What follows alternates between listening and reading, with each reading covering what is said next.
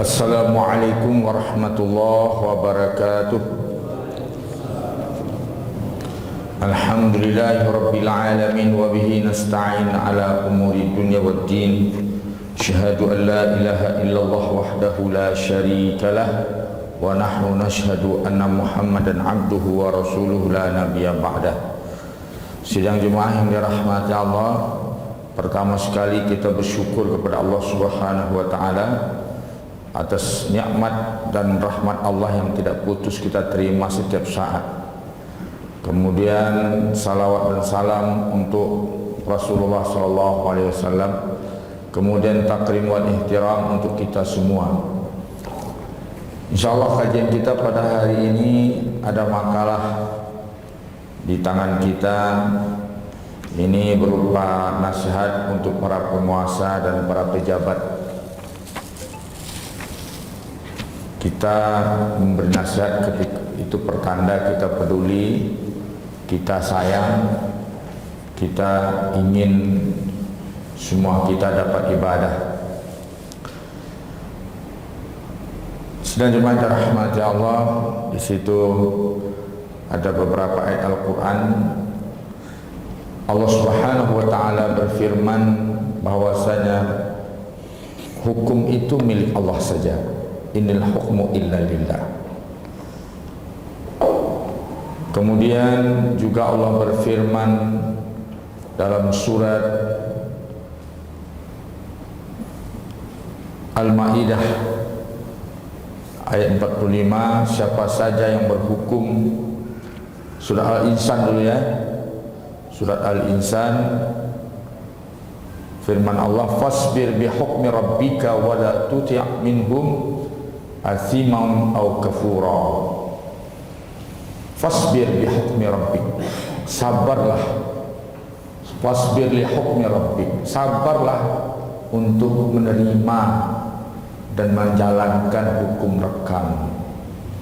Berarti orang-orang yang enggan menerima hukum Allah itu adalah orang-orang yang tidak sabar untuk taat kepada Allah. Sabar itu tiga: sabar dalam taat, sabar menghindari maksiat, sabar menerima musibah.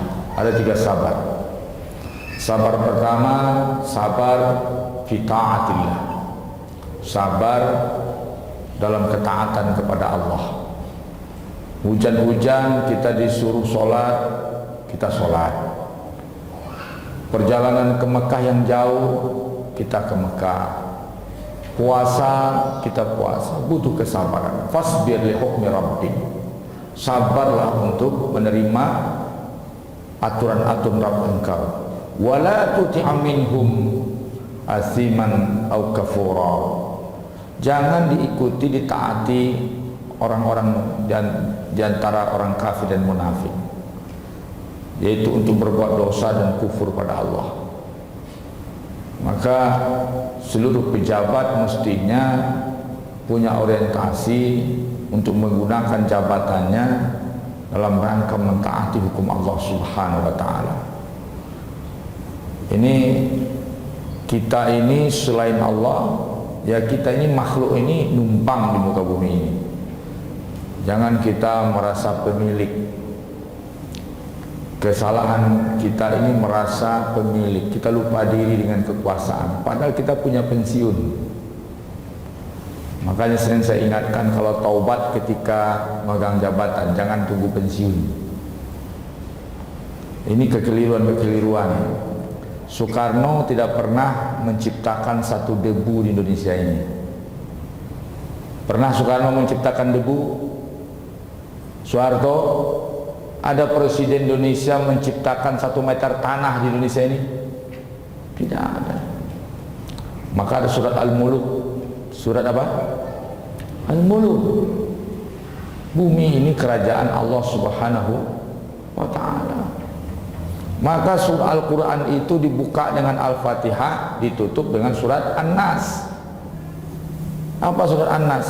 Qul a'udzu birabbin nas. Rabbun nas, siapa Rabbun nas? Pencipta. Ilahin nas, siapa Ilahin nas? Pembuat aturan. Malikin nas. Siapa Malikin nas? Raja. Apa lagi? Ada orang jadi raja saja, pencipta tidak, yang berhak beratur juga tidak. Raja di raja itu Allah apa manusia? Ya nah, maka dalam surah Al-Fatihah ada apa surah Al-Fatihah?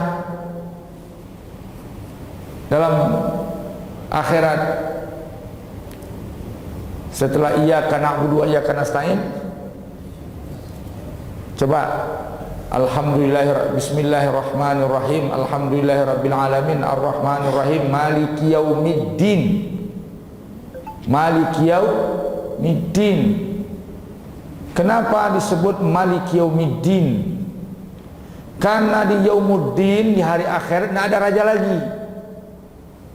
Yang raja Allah subhanahu, tidak ada pemilik lagi, pemilik kekuasaan Allah, maliki yaumiddin. Maka ini penting sidang jemaah. Di dalam surat Al-Fatihah pembuka Quran maliki yaumiddin, di dalam penutup Quran malikin nas. Siapa? Pembuka Quran maliki yaumiddin, penutupnya malikin nas. Nah, ada di dunia Allah yang punya kuasa, di akhirat Allah punya kuasa. Firaun sudah coba, mati hina Firaun, nggak bisa. Nah, sidang jemaah rahmati Allah, ini penting. Maka untuk itu mesti kita terima aturan Allah ini dengan ikhlas dan sabar. Kemudian dalam surat An-Nur 51, innama kana qaulul mu'minina, sikap jawaban orang mukmin itu sesungguhnya hanya idza du'u ilallahi wa rasulihi liyahkuma bainahum, jika diseru kepada Allah dan Rasulnya untuk menerapkan hukum sesama mereka, ayyaqulu, hanya layak mengatakan sami'na wa ata'na. Dia hanya layak mengatakan kami dengar dan kami taati. Wa ulaika humul muflihun, mereka orang yang bahagia. Hanya satu saja peluang orang beriman kalau disuruh berhukum dengan hukum Allah, jawaban satu, sami'na wa ta'na. Tidak ada dirapatkan dulu, wasawarna bainana, tidak ada itu. Amruna sura bainana, tidak ada itu. Perkataan satu saja, sami'na wa ta'na, kami taati dan kami patuhi. Kami dengar, kami perhatikan dan kami taati. Ini harus menjadi prinsip-prinsip yang tertanam pada seorang penguasa dan pejabat. Ini penting ini. Kalau tidak nanti jangan jadi Namrud di mata Allah, jangan jadi Fir'aun di mata Allah subhanahu wa ta'ala. Hadis Rasulullah sallallahu alaihi wasallam. Nah, sidang jemaah rahmati Allah, hadis Rasulullah SAW tentang bagaimana seorang pejabat harus mengerti, seorang pemimpin, bahwasanya semua pemimpin itu bertanggung jawab di hadapan Allah. Rasulullah bersabda, kullukum ra'in wa kullukum mas'ulun an ra'iyatin. Hadis Bukhari Muslim. Artinya, situ dalam itu ada artinya saja. Setiap kamu adalah pemimpin dan setiap kamu akan diminta pertanggungjawabannya terhadap yang dipimpin. Minimal memimpin diri sendiri, minimal memimpin diri sendiri, mimpin keluarga. Nah, dalam hadis Imam Ahmad, setiap muslim yang membawahi 10 orang muslim sebagai orang yang dipimpinnya, nanti disidang di hadapan Allah di hari akhirat, dipanggil. Dia akan ditanya tentang seluruh kebijakan-kebijakannya. Dia memimpin pakai apa, dibawa kemana, konsepnya mana, kebijakannya apa. Itu dalam hadis Imam Ahmad. Ketika Umar bin Khattab memanggil seorang sahabat untuk diberi kepercayaan mengumpulkan zakat, langsung dia, "Assalamualaikum ya Amirul Mukminin," kabur. Terus Umar marah, "Alastu bi Amiril Mukminin? Bukankah saya ini Amirul Mukminin?" Kepada para petinggi kekhilafan. "Iya." "Kenapa dia tidak taat pada aku? Panggil dia, bawa ke sini lagi." Dipanggil, terus ditanya, maka dia ketika itu berkata, "Ya Rasulullah, aku mendengar Rasulullah bersabda, sesungguhnya jabatan itu awaluhu karomah wa akhiruhu gharamah wa nadamah." Awalnya kita dapat kemuliaan, orang hebat, tapi akhirnya nanti denda dan penyesalan.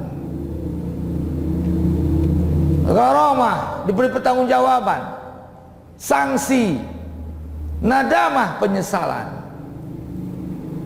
"Wahai Amirul Mukminin, aku dengar Rasulullah bersabda, tidak ada seorang muslim yang diberikan kepemimpinan terhadap 10 muslim atau lebih, melainkan nanti dipanggil, disidang oleh Allah Subhanahu wa ta'ala." Hadis Imam Ahmad bab imarah. Hadis Imam Ahmad bab imarah. Sidang jemaah yang dirahmati Allah, begitu juga penting kita perhatikan kriteria pemimpin untuk kita. Kenapa? Karena baiknya sebuah umat tergantung baiknya pemimpinnya. Ya, nah, misalkan kalau pemimpinnya Raja Judi 303, kira-kira bagaimana nanti rakyat ini? Berjudi apa enggak?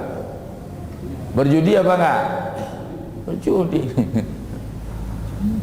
Contohnya, ya, nah, Abu Nu'aim dalam kitab Hilyatil Aulia, hadis-hadis yang saya tulis di sini ini dulunya memang saya ambil dari kitab referensi langsung.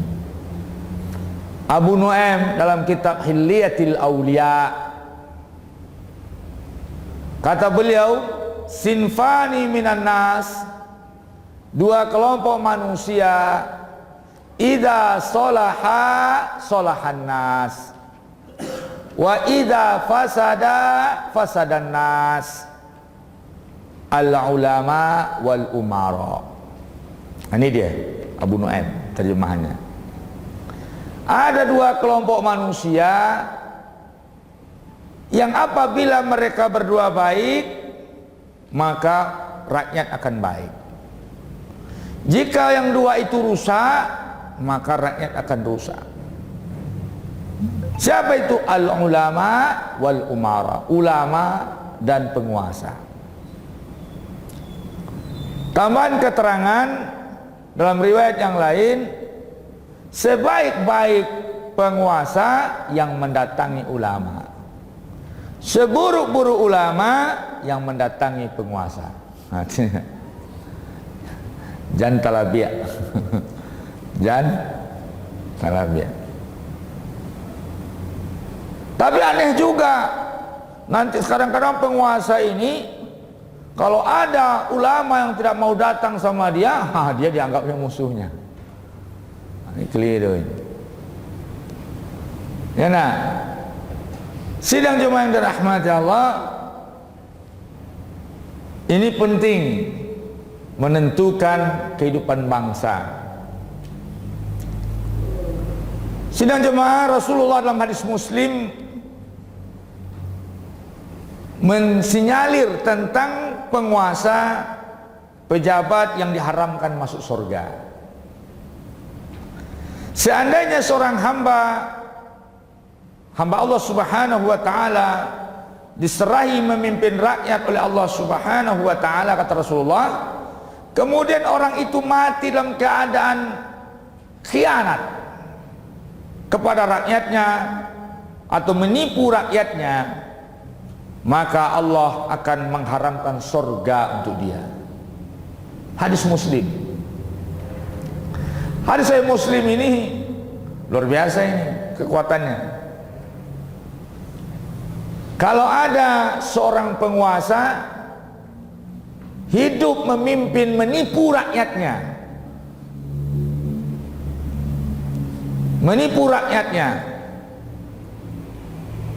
kemudian dia mati dalam keadaan mengkhianati rakyatnya, maka dia diharamkan surga untuk dia. 3 orang la yukallimuhumullah yaumal qiyamah.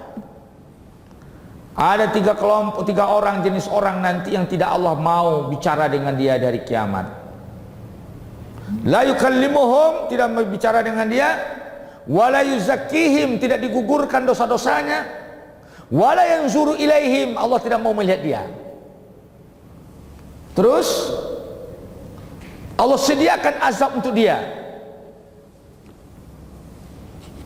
Allah sediakan azab untuk dia. Siapa itu? Syekhuz Zani, orang tua penggemar zina. Nah,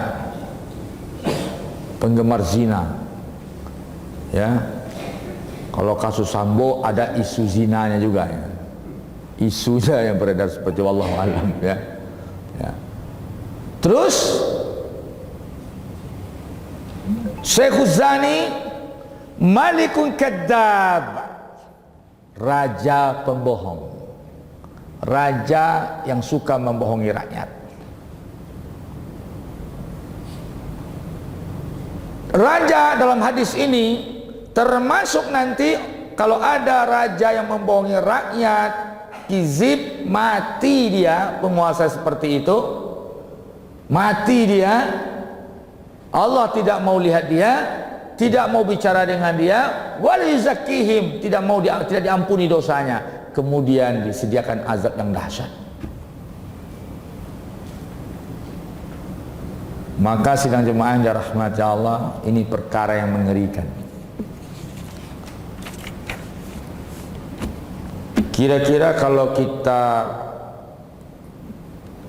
beri nasihat seperti ini, orang salah paham nggak sama kita gitu? Hah? Ini perlu nggak Pak ya? Ini kan saya nggak pakai komen-komen ini. Ini normatif semua ini. Ya.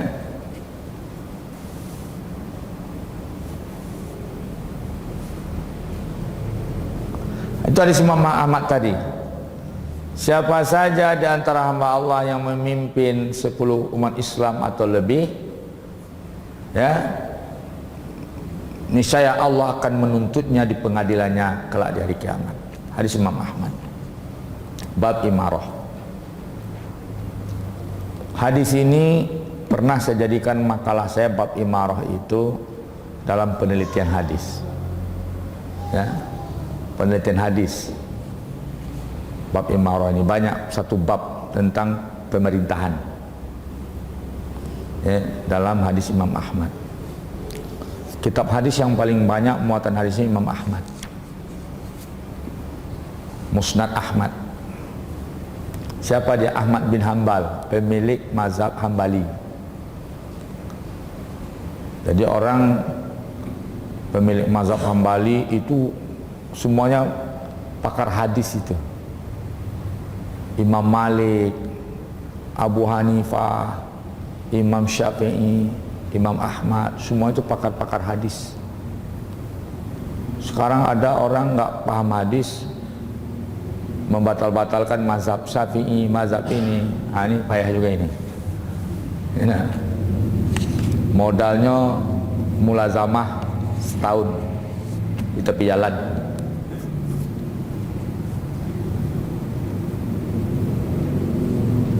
Nilai keadilan, tentang keadilan. Hadis riwayat Muslim, berlaku adil 1 jam lebih baik daripada ibadah 70 tahun. Berlaku adil 1 jam lebih baik daripada ibadah 70 tahun. Kenapa? Kalau antum ibadah 70 tahun sendirian, berlaku adil seperti di Indonesia ini 1 jam.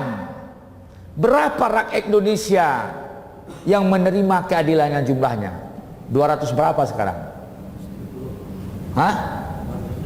270 juta menerima keadilan 1 jam. Tentu lebih hebat daripada seorang yang beribadah untuk dirinya sendiri 70 tahun. Begitu juga berbuat zalim 1 jam,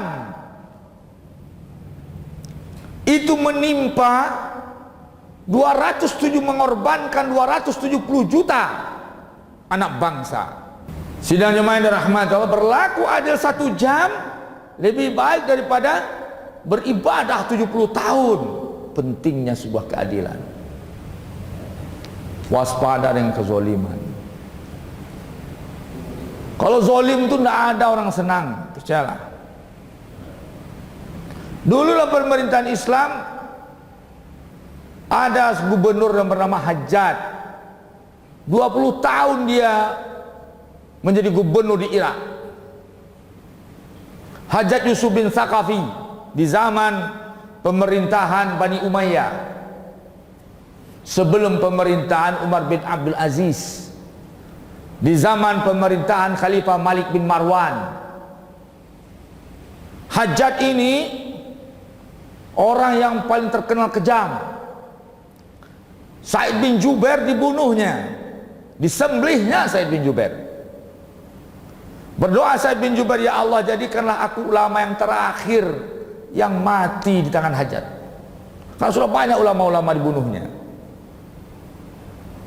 Terus dia pilih, wahai Said, pilihlah olehmu bagaimana cara aku membunuhmu.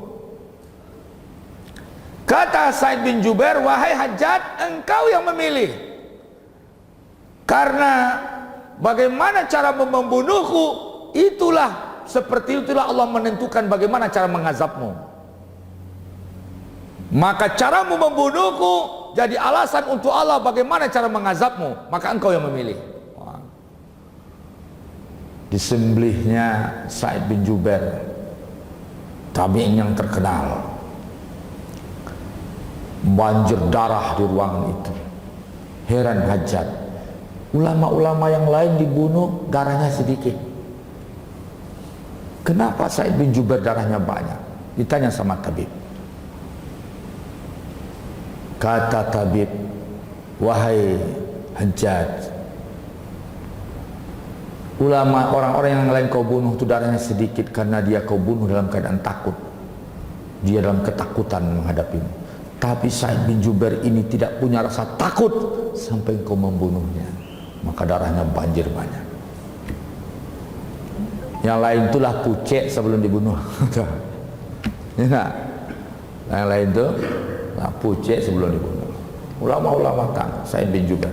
Ternyata Ramadan berikutnya, beberapa bulan masuk Ramadan, dihantui Hajjaj mimpi dengan Said, dihantui trauma, meninggal di bulan Ramadan itu dengan naas.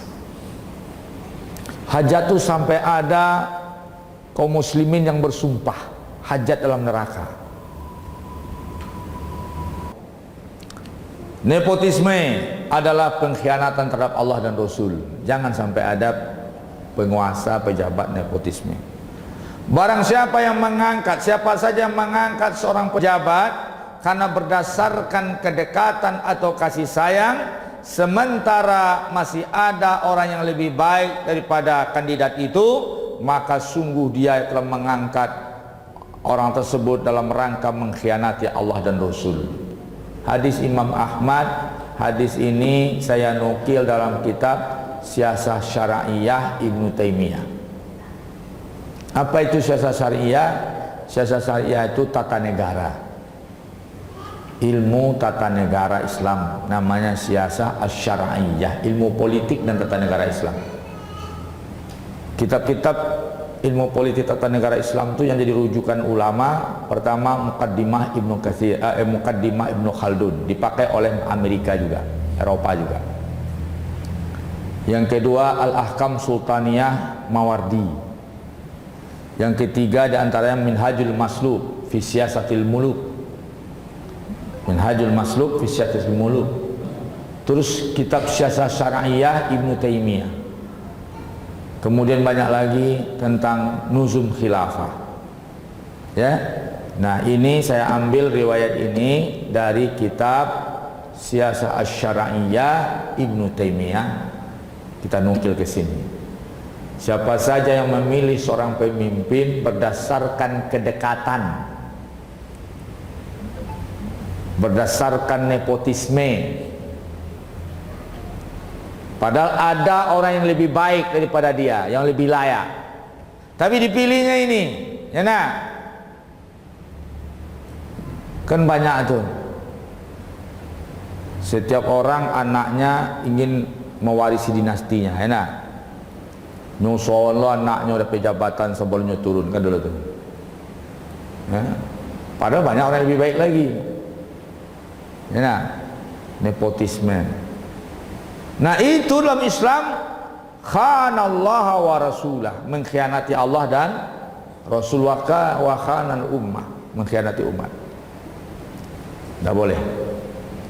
Allah memihak kepada rakyat yang teraniaya. Kalau ada rakyat yang terzolimi, maka Allah bersama mereka. Allah bersama rakyat yang terzolimi. Ingat itu. Hadis dalam Tirmizi, Rasulullah bersabda, takutlah kepada doa orang yang terzolimi. Takutlah kepada orang yang dizolimi. Ittaqu wattaqu du'a al-mazlum, atau wattaqu da'watul mazlum. Takut kepada doa orang yang terzolimi. Laisa bainahu wa bainallahul hijab. Tidak ada antara dia dengan Allah itu pembatas. Doanya online. Doa orang terzolim itu online langsung. Dan sesungguhnya Allah tidak akan menghalangi hak dan tuntutan seseorang. Ada dulu sidang jemaah, orang berteriak tengah pasar. Adakah orang yang terzolimi tangannya sudah buntung? Adakah orang yang terzolimi olehku? Ada di antara kalian didatanginya pasar-pasar, memanggil orang-orang kalau ada yang terzolimi sebelumnya oleh dia. Akhirnya orang bertanya, sinilah sobat, kenapa engkau seperti ini? Ada apa? Kata dia, dulu dia seorang yang ditakuti. Dalam perjalanan dia berpapasan dengan seorang pemancing ikan. Orang ini dapat ikan besar yang enak, dia sangat suka. Maka direbutnya ikan itu. Setelah direbutnya, orang ini berkata, ini untuk makan anakku hari ini. Gak usah ribut. Didorongnya orang itu, direbutnya, dia pergi. Maka ketika itu dalam perjalanan digigit ikanlah ujung jarinya.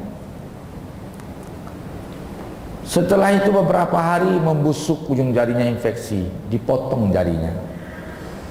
Terus infeksi, dipotong pergelangannya, sampai dipotong sampai ke sikunya. Akhirnya dia datang kepada seorang soleh dan hikmah, ditanya, ada enggak engkau dulu berbuat zolim pada seseorang? Diceritakannya. Katanya, tidak akan sembuh tanganmu sebelum kau datangi dia dan minta maaf dan kerelaan terhadap ikan itu. Dia cari-carilah orang itu, akhirnya ketemu. Dia minta maaf, dia minta keikhlasan, terus ditanya, apa doamu ketika itu? Doaku waktu itu, katanya, setelah engkau dorong, ya Allah, engkau maha tahu kejadian yang menimpa aku. Dia memang lebih kuat daripadaku, tetapi engkau maha kuat ya Allah. Maka tegakkan keadilan untuk ini ya Allah. Maka akhirnya terjadilah seperti itu.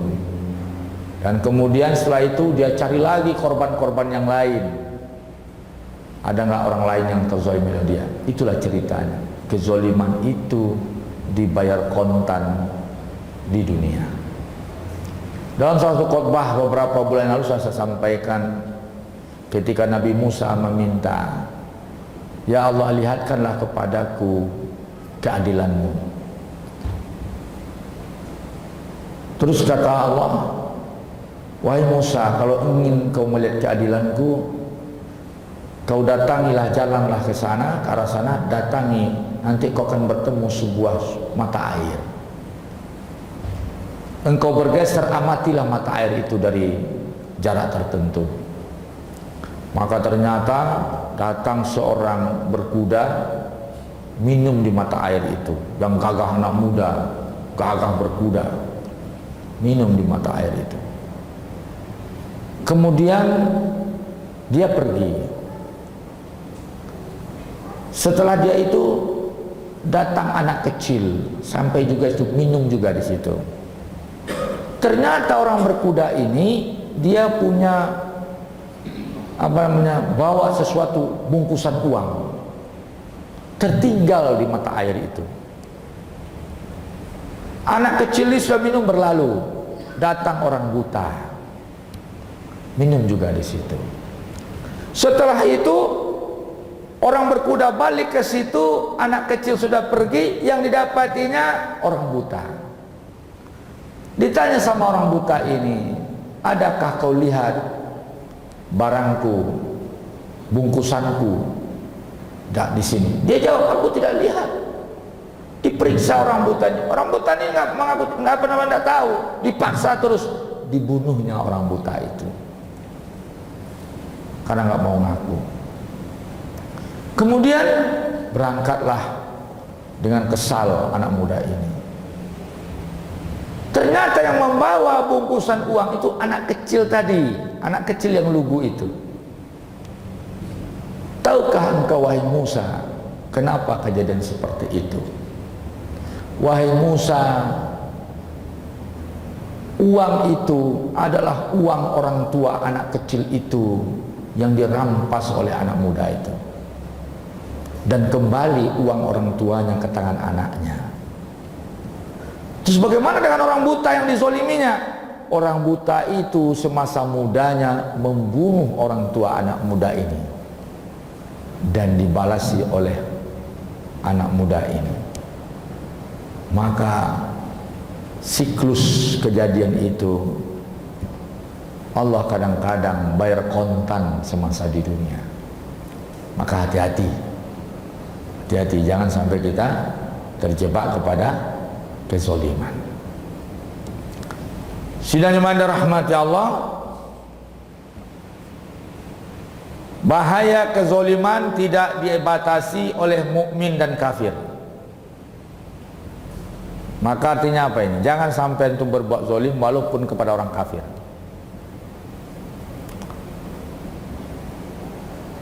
Takutlah kamu dalam hadis Muslim, kata Rasulullah, takutilah pengaduan orang yang dizolimi sekalipun dia seorang kafir, karena pengaduannya itu tidak ada yang membatasi.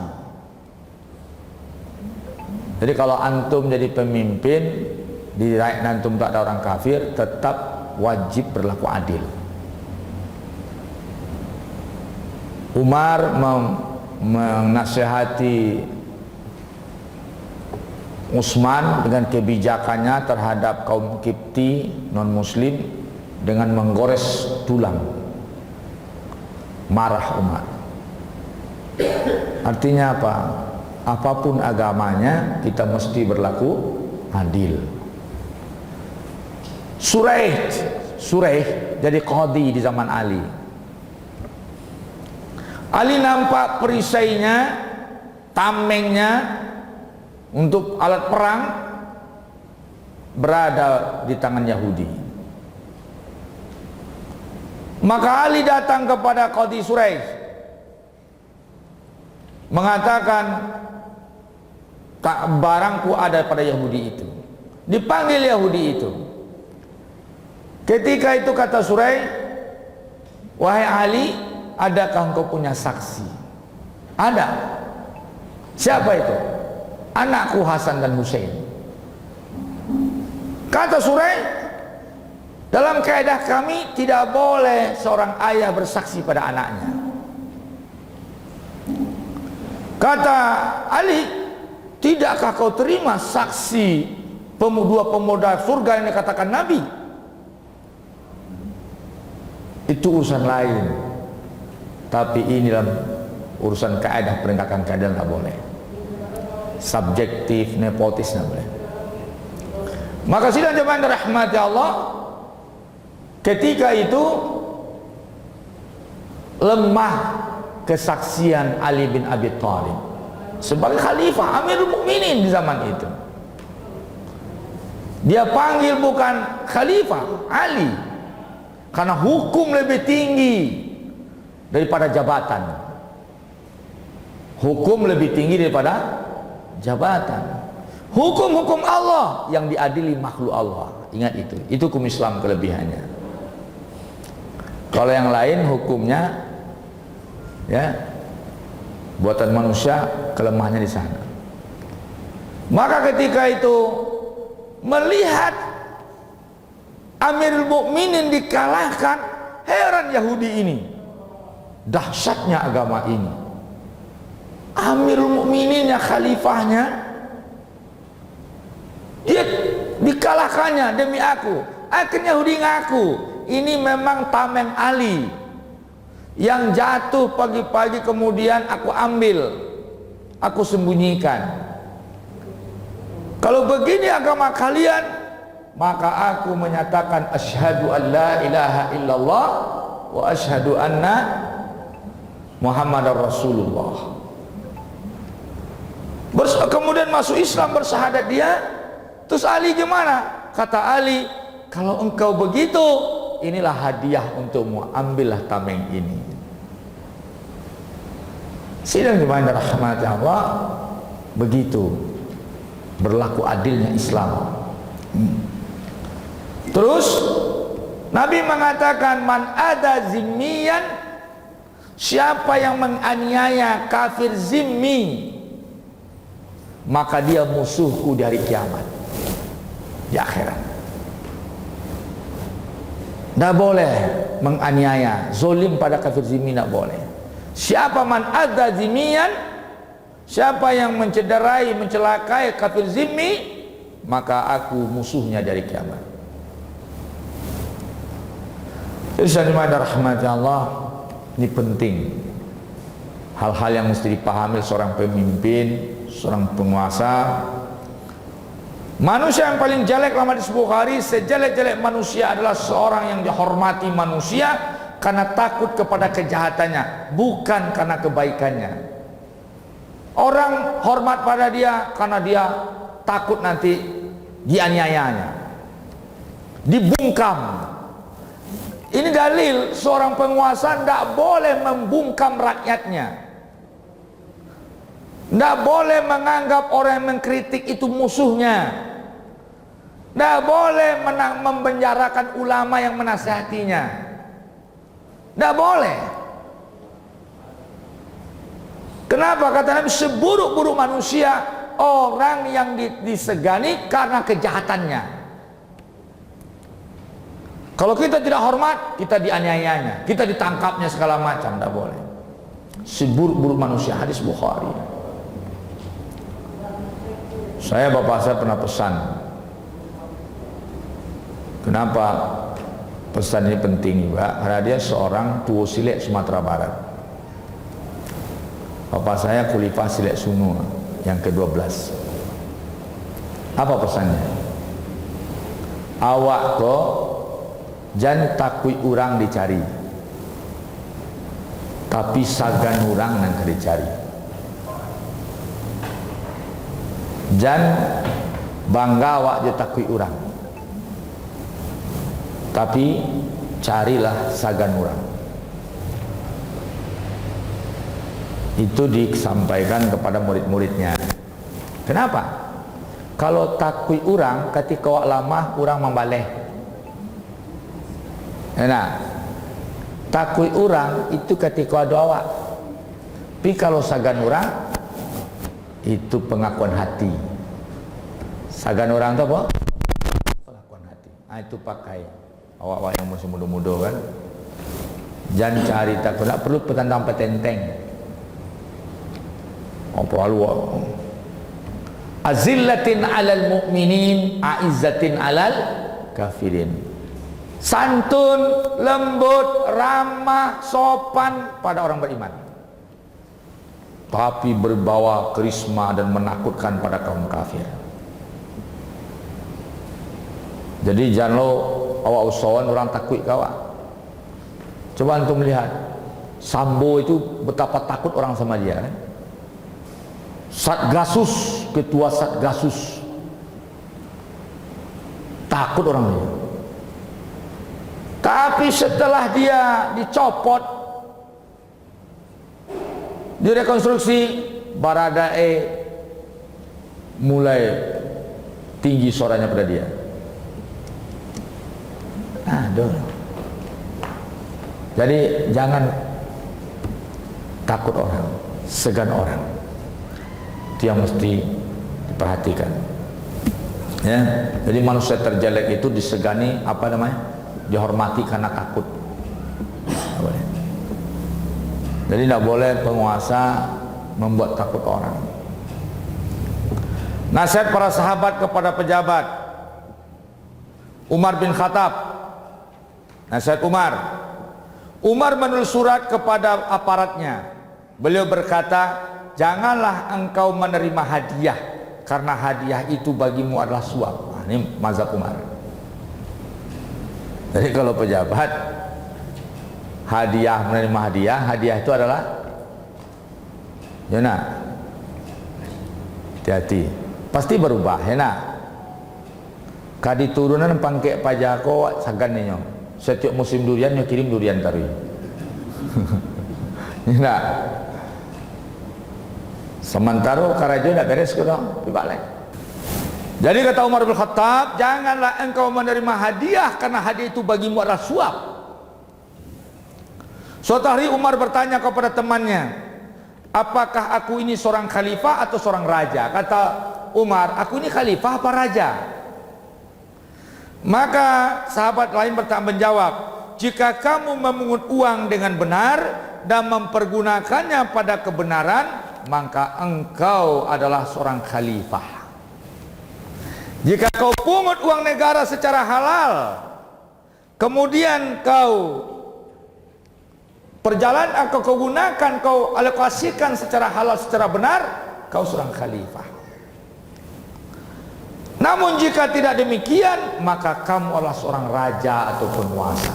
Itu beda penguasa dan pemimpin. Pemimpin mengambil secara benar, mengalokasikan secara benar, kebijakan benar. Penguasa cenderung sesuai dengan kekuatan hawa nafsunya. Zaman dulu ada alasan Khalifah Baybars. Baybars ini seorang khalifah muslim yang menggantikan Qutus Wali Muzaffar. Ketika Qutus Wali Muzaffar memimpin perang Ainun Jalut, perang Tartar, dikumpulkanlah termasuk salah seorang petinggi di Bahrain, penguasa Bahrain, Baybars. Setelah perang usai, maka ada isu diadu domba. Akhirnya Baybars ini dibunuhnya Khalifah Qutus Wali Muzaffar, cucu Salahuddin Al-Ayyubi. Tapi sebelum dia, kenapa kau bunuh aku, wahai Baybars? Tapi dia katakan, aku serahkan jabatan kepadamu dan kau maafkan kesalahanmu. Jadi nggak jadi dia dihukum mati Baybars ini karena membunuh khalifah, karena dimaafkan oleh Qutus. Naiklah dia jadi khalifah. Setelah dia jadi khalifah, dia bikin kebijakan untuk perang berikutnya, maka tanah Sawat, tanah negara yang dikelola oleh rakyat di Irak, itu kebijakan Umar. Tanah-tanah yang tadinya mesti dibagi kepada menjadi ghanimah, tidak dibagi, dijadikan tanah negara, diserahkan kepada rakyat setempat, kelolalah. Tapi berikan hitung-hitungan sedikit penghasilan untuk negara. Nah begitu. Itu mau disita. Kemana rakyat Irak akan hidup? Disita. Dengan alasan negara butuh uang. Maka tinggal satu ulama yang tidak mau sepakat. Semua ulama tanda tangan kecuali satu orang, Imam Nawawi. Imam Nawawi siapa? Itu pensarah Sahih Muslim. Siapa?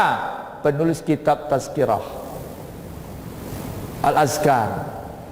Maaf. Penulis kitab fikih Syafi'i, ulama terkemuka Syafi'i. Syafi'i, Nawawi, generasi Nawawi. Jadi kitab Syarah Sahih Muslim itu Imam Nawawi. Ternyata Imam Nawawi ini nak kawin. Jangan ke cerita poligami.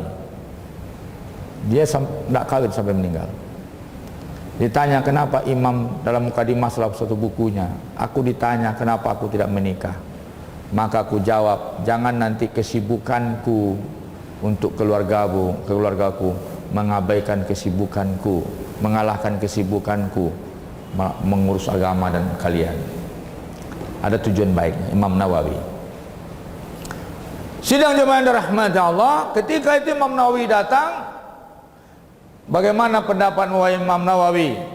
Kata dia, wahai khalifah, aku lihat pejabat-pejabatmu hartanya banyak. Kau juga punya budak-budak, biduan-biduan wanita jariah yang punya perhiasan yang banyak kau belikan. Kumpulkan dulu harta mereka, dan kalau seandainya dikumpulkan harta di istana ini dan harta Baitul Mal tidak cukup untuk membayar perang, baru kau boleh mengambil harta rakyat. Tapi kalau seandainya engkau dengan kekayaan seperti ini kau ambil harta rakyat, aku tidak pernah setuju. Itu tidak halal bagimu. Jadi ini perlu jadi acuan mencabut subsidi ini, termasuk BBM. Ya nah, jadi acuan ini. Jangan kau sentuh harta rakyat sebelum dihitung semua harta yang ada di istana dan harta pejabatmu, sebelum habis uang Baitul Mal. Maka ketika itu Baybas ini langsung mencabut pedang. Ulama yang ada di sekitar dia sudah memprediksi Imam Nawawi dipancung. Ketika pedang dicabut oleh Baybas, langsung dimasukkannya lagi. Kaget semua ulama-ulama sultan, ulama-ulama penguasa itu. Kenapa? Silahkan engkau pergi wahai Imam Nawawi. Pergi Imam Nawawi. Heran, kenapa nggak jadi dibunuhnya? Berkatalah Baybas, ketika aku cabut pedangku, aku lihat banyak ada makhluk besar yang berada di belakang Imam Nawawi, sehingga aku ketakutan. Ini salah satu karomah Imam Nawawi. Sidang jemaah yang dirahmati Allah. Maka pergi Imam Nawawi. Jadi hamba Allah yang dirahmati Allah, tidak mudah akal-akalan untuk mengambil uang rakyat. Jadi kalau digunakan pada kebaikan, kamu adalah seorang khalifah. Jika tidak, kamu seorang raja. Suatu negeri makmur, kata Umar bin Khattab, akan hancur dan binasa apabila kaum penjahatnya mengalahkan orang-orang yang baik dan kaum munafiknya memegang tampuk kekuasaan. Coba bayangkan.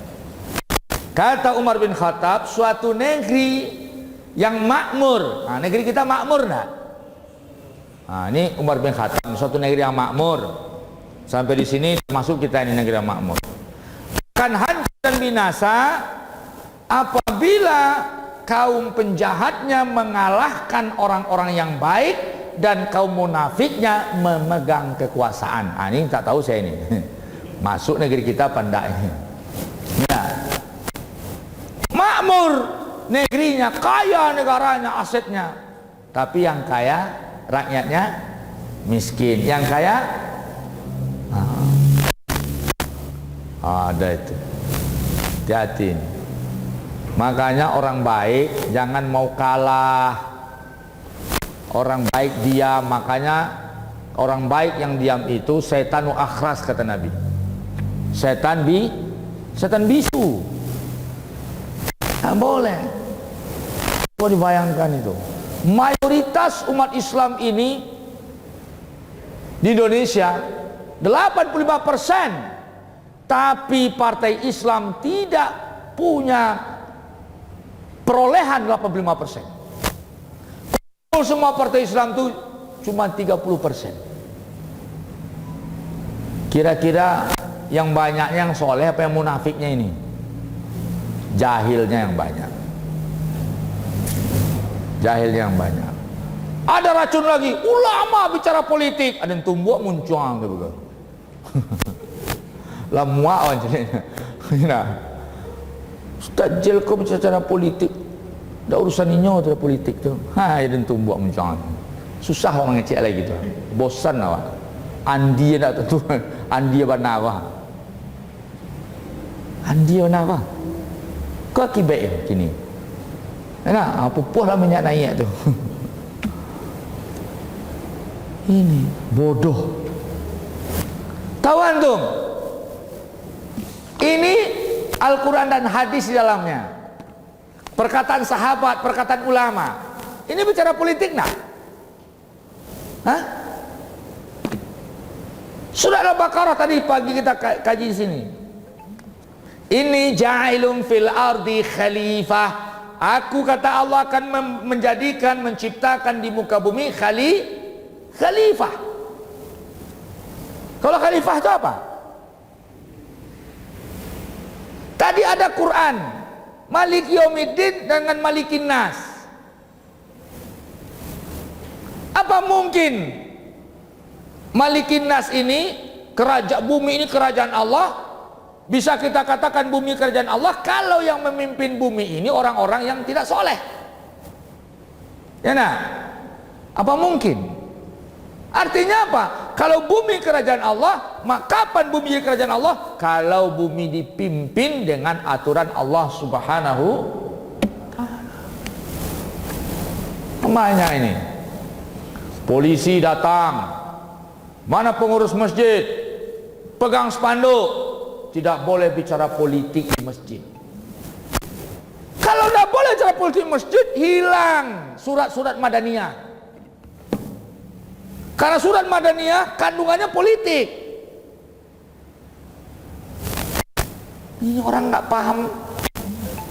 Yang nggak boleh itu apa? Kampanye. Anda larang, tak boleh kampanye di masjid. Salam awak, salam awak tu. Awak lagi ewatnya. Tapi nggak boleh bicara politik. Ente melarang agama kami, ya nah. Quran, surat Al-Maidah, surat An-Nisa, surat An-Nur, surat Al-Baqarah, surat At-Taubah, surat Al-Anfal, itu muatannya politik. Ini orang nggak paham-paham. Pelajar Quran ini. Kisah Sulaiman, kisah politik. Kisah Daud, kisah politik. Kisah Fir'aun, kisah politik. Namrud, kisah politik. Berarti tidak paham orang kawanan politik. Dan politiko segala konsep menata negara itu politik. Itu yang politik, konsep menata negara. Maka dalam Islam ada nama as-siyasah syar'iyah, fikih siyasah syar'iyah. Dalam buku fikih itu ada bab daulah, bab negara. Dalam hadis itu ada bab imarat, bab tata negara. Lengkap. Jadi nak zikir ke zikir, doa ke doa, sudah. Doa pagi petang saja jan taruh bertahun-tahun. Ya nak, galih awak dia ambil orang taruh. Ya nak. Membayar pajak minyak kau awak, membayar pajak bumi kau awak, nak ambil minyak orang lain kan dia tu. Ketika Umar mengutus Utbah bin Ghazar ke Basrah, beliau berwasiat kepada Utbah, wahai Utbah, bertakwalah kepada Allah dalam memegang kekuasaanmu. Jangan tergoda oleh nafsumu yang mengajak untuk terkabur sehingga merusak persahabatan. Kamu telah menjadi sahabat Rasulullah sehingga kamu menjadi mulia setelah sebelumnya dihina dan kuat setelah sebelumnya lemah, sampai akhirnya kamu menjadi seorang amir yang berkuasa dan raja yang dipatuhi. Apabila engkau bicara, ucapanmu didengar, apabila memerintah, perintahmu ditaati. Alangkah nikmatnya hal itu selagi dia tidak mengangkatmu lebih dari kadarmu dan tidak membuat kamu sombong terhadap orang yang di bawahmu. Waspadalah terhadap nikmat sebagaimana waspadanya terhadap maksiat. Sesungguhnya nikmat itu lebih aku takutkan atasmu daripada maksiat, karena nikmat itu bisa mengelabuimu, mengulur-ulur kamu sehingga engkau jatuh ke neraka jahanam. Dan aku berlindung kepada Allah Subhanahu wa taala dari hal itu. Sesungguhnya manusia bersegera kepada Allah setelah dunia disingkirkan dari mereka dan mereka pun menginginkannya. Maka tujulah Allah dan janganlah menginginkan dunia. Hindarilah cara mati yang zalim. Ini surat-surat Umar bin Khattab. Nah, sidang jemaah yang dirahmati Allah, ini banyak nasihat-nasihat penting di dalamnya.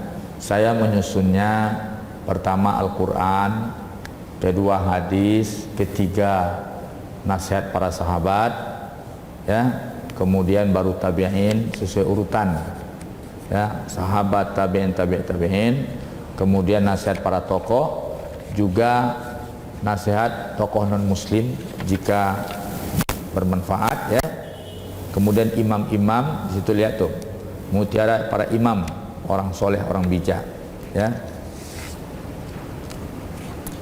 Di situ juga di halaman 11 ada nasihat Imam Ghazali. Imam Al-Ghazali menulis sebuah kitab khusus nasihat pada penguasa. Ya. Nah, itu ada, ini penting. Islam ini pengalamannya dalam pemerintahan lebih panjang, lebih luas. Ya, nah, capaiannya lebih luas. Islam semenjak zaman Rasulullah sampai 1924 berkuasa di dunia. Kekhilafahannya 2 kali berpusat, ibu kotanya di Arab. Pertama di Madinah, kemudian di Baghdad, Irak. Sehingga Irak itu jadi kota 1001 malam. Itu kota dunia loh, kota 1001 malam. Kota peradaban dunia, Irak itu. Setelah runtuh Romawi, dipegang oleh umat Islam. Yang meruntuh Romawi itu kan di zaman Umar, Parsi dan Roma runtuh. Maka dua negara dikuasa tumbang. Naiklah Islam, maka Baghdad itu kota 1001 malam. Maka cerita Alibaba itu walaupun banyak diinikan di Eropa, ya, orang Barat memakai Alibaba, Aladin. Itu kan bukan bahasa orang Barat.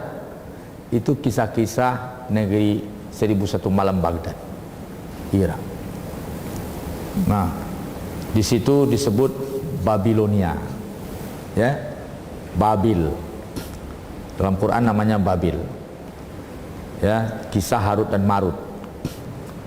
2 kali berkuasa, berposko di Arab, Makkah, Madinah, pindah ke Eropa, Spanyol. Begitu hebatnya Islam. Ibu kotanya saya Spanyol, menguasai dunia. Dari Spanyol pindah ke Turki, masih Eropa. Jadi Islam itu lebih panjang sampai tahun 1924, 21 tahun sebelum kita merdeka, kekhilafahan Turki Utsmani. Maka konsep-konsep pemerintahannya sudah selalu berkembang ke dunia modern. Kalau Islam tidak modern, nggak mungkin menguasai Spanyol, Eropa. Ya, Islam modern. Komputer ini, kata pakar Inggris, kalau tidak ada aljabar, algoritma, temuan orang Islam, nggak mungkin kita punya komputer. Kalau nggak punya komputer, nggak mungkin pakai HP. Islam punya. Ya, Islam punya. Jadi maka masalah pemerintahan pun Islam konsepnya luar biasa. Luar biasa konsepnya. Ya. Jadi sebenarnya tidak salah kalau contoh sekarang negara kita mengatasi kemiskinan. Saya rasa lebih parah ketika Umar bin Abdul Aziz mewarisi negara. Marwan bin Malik meninggal dunia. Perseteruan saingan politiknya Umar bin Abdul Aziz dengan Hajjaj, sama-sama gubernur. Cuman Umar bin Abdul Aziz menantu Marwan.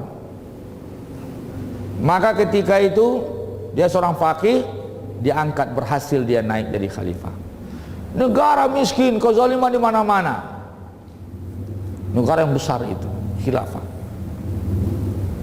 Dalam 2 tahun lebih, 2 tahun setengah, berubah jadi negara terkaya. Sehingga sedekah balik kepada orang bersedekah. Diteriakin, ada enggak yang butuh bantuan, janda yang terhalang menikah karena biaya, pemuda yang tidak bisa menikah karena biaya, ditawar-tawarin bantuan negara, nggak ada yang mau. Coba kalau gini loh, ya, ada yang mau. 2 tahun setengah, kemiskinan selesai, negara kaya. Kenapa enggan mencontohnya? Sudah seperti ini melaratnya kita. Sehingga Profesor Dr. Yusuf Al-Qardawi, ya, salah seorang dosen kami di Al-Azhar, menulis kitab zakat. Kenapa dia tulis kitab zakat? Agar umat Islam merujuk lagi kepada konsep Umar bin Abdul Aziz. Umar Abdul Aziz menyelesaikan Baitul Mal, keuangan negara diselesaikan dulu. Ya, nah, jangan politik negara, keuangan negara diurusnya dulu. Sehingga Baitul Mal yang kosong penuh, nggak bisa ditutup. Dia mulai dari dirinya. Dialah khalifah miskin dengan negara terkaya. Hari ini banyak presiden kaya di negara yang termiskin. Itu bedanya. Ketika dijemur baju Umar bin Abdul Aziz banyak tambal-tambalnya. Istri beliau menjemur banyak tambal-tambalnya. Hanya 3 saya pakainya. Dia mulai kepada istrinya, buka semua perhiasan, taruh ke Baitul Mal. Kok bercanda ini? Enggak. 3 hari berikutnya dia ancam istrinya, kau pilih aku apa perhiasan itu? Maka dimasuk ke Baitul Mal. Maka muncullah kitab sistem zakat, Qardul Hasan dan lain-lain itu dari temuan gebrakan politiknya, kebijakan politik Umar bin Abdul Aziz. Karena dia seorang faqih, murid Imam Malik. Dia seorang ahli fikih, murid Imam Malik. Siapa dia? Dialah anak cucu dari Umar bin Khattab, yaitu ketika Umar bin Khattab pergi melihat mengelilingi rakyatnya, terdengar dialog seorang anak gadis dengan ibunya penjual susu, tukang perah susu. Dia punya ternak, kehidupan mereka dari susu ternak yang dijualnya. Tapi ketika itu banyak penjual susu mencampur dengan air, dijatuhkan harga. Akhirnya dia ini tidak tahan lagi, tidak terjual susu yang dibawanya. Kenapa? Karena dia harganya agak mahal, dia tidak dicampur dengan air. Akhirnya lama-lama bertahan, kata ibunya, nak, kayaknya tidak bisa lagi kita ini, kita harus ikuti mereka, campurlah dengan air. Kata anaknya, jangan bu, nanti tahu khalifah. Khalifah tidak bakal tahu, nak. Bu, kalau khalifah tidak tahu, Rabbnya khalifah maha tahu. Umar dengar nguping, wah, solehah sekali anak ini. Dia nasihati ibunya. Akhirnya pulang dia, dipanggillah anaknya Aziz itu. Ya, dipanggil anak, sini. kamu saya carikan istri. Siapa? Biar percayakan pada saya. Dinikahkanlah dengan anak gadis itu. Lahirlah anaknya Umar bin Abdul Aziz. Lahir anaknya Umar dari ibu yang soleha, ya, kemudian Umar ini kecil, ya, diantar belajar ke Imam Malik ke Madinah. Dia seorang faqih. Jadi Umar bin Abdul Aziz itu pemerintah yang soleh itu memang dia orang soleh, dia seorang faqih, ulama fikih. Nah, makanya pemerintahan baik, pemerintahan di tangan ulama. Maka digelarilah dia khamisul khulafa rasyidin, khalifah rasyidin yang kelima. Khalifah rasyidin itu Abu Bakar, Umar, Utsman, Ali. Karena solehnya Umar bin Abdul Aziz dan hebatnya kepemerintahan dia seperti pemerintahan para khulafa rasyidin, ulama sepakat memberi gelar khamisul khulafa rasyidin, khalifah rasyidin yang kelima. Baik, sekalian jemaah yang dirahmati Allah, sampai situ kajian kita dulu pada malam ini, mudah-mudahan ada manfaatnya. Ini kita perlu juga selingi dengan hal-hal seperti ini, ya, untuk melihat hadis-hadis Rasulullah SAW. Banyak maaf. Assalamualaikum warahmatullahi wabarakatuh.